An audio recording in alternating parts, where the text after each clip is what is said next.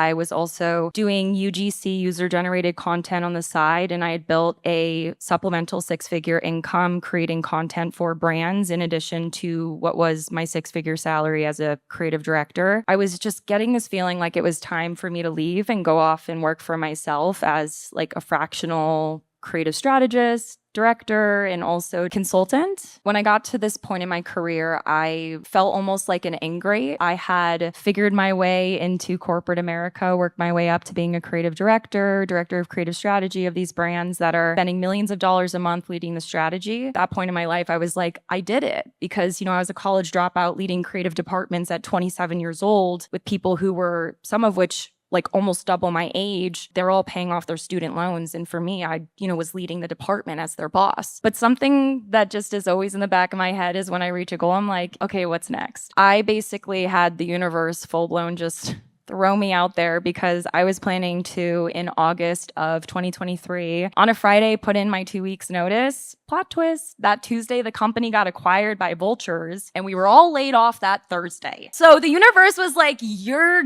going.